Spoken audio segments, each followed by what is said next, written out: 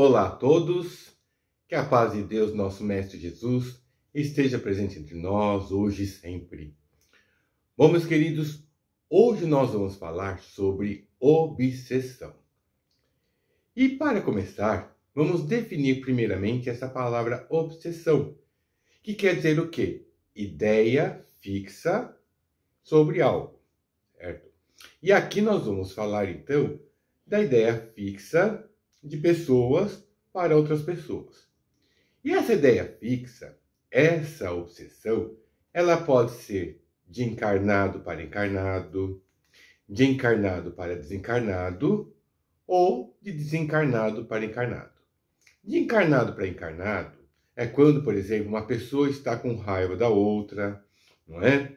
Ela está magoada com a outra e fica nutrindo aqueles pensamentos. Se a outra pessoa estiver na mesma fase, mesma sintonia, ela vai captar aquelas impressões. Aí vem sentimentos de ódio, de raiva, ou alguma coisa que a pessoa não consegue explicar. Às vezes angústias, certo? Então isso é muito comum no nosso dia a dia.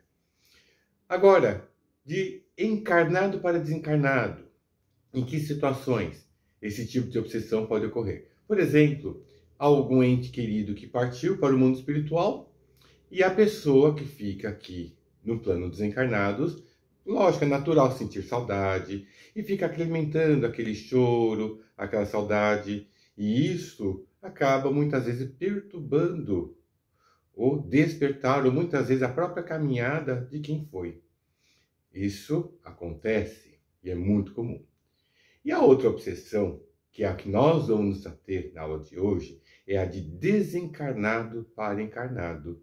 Porque aí ela é um pouco mais perigosa, em muitos casos imperceptíveis, certo? E eu vou comentar sobre a classificação que o próprio Allan Kardec deu sobre os casos de obsessão. Por exemplo, nós temos obsessão simples, subfascinação, subjugação e a possessão. Na obsessão simples, o espírito, ele apenas procura envolver o encarnado e começa a lançar ideias. E essas ideias, muitas vezes, aquele encarnado, ele muitas vezes acaba interpretando como se fossem as suas próprias. E é quando ele muitas vezes começa a agir, tomar certas decisões, muitas vezes atropelar certas situações, e acaba transformando a vida num inferno. Já a fascinação, há uma maior aproximação, digo, vibratória, desse desencarnado com o encarnado, que o encarnado ele começa a desenvolver uma ideia muito mais fixa sobre algo, sobre um assunto, alguma coisa, e ele começa a agir com maior influência desse desencarnado, certo? Então, vocês veem, se na simples já pode tomar decisões precipitadas, equivocadas, imagina a fascinação, ele começa a ficar perturbado, mais fixo ainda, não é? Fica com os olhos até meio esbugalhados em algumas situações. Quando essa afinidade vibratória, quando isso começa a se estreitar cada vez mais, nós passamos para o outro caso, que é a subjugação.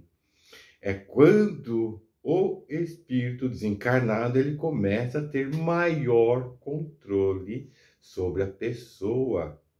A pessoa ela começa a agir, né? Na verdade, o desencarnado ele começa a agir usando inclusive os movimentos, começa a ter o controle sobre o corpo da pessoa, no comer, enfim, várias outras coisas. E já chama-se subjugação, ele está subjugado. Não é? E daí para a possessão é só um passo só. É quando, em muitos casos, é como se fosse a mediunidade, né, de incorporação, o espírito encarnado, ele por si só, ele se desdobra, ou seja, sai do seu corpo, e quando aquele outro espírito se manifesta, ocorrendo uma incorporação, que muitos chamam de possessão. E aí tem o domínio completo, tá? Então, neste vídeo, que eu estou preparando agora, eu quis apenas introduzir esses casos de obsessão. E quando nós podemos, então, não só perceber isso, e qual que é a forma da gente tentar combater a obsessão? Seguir o Evangelho de Jesus.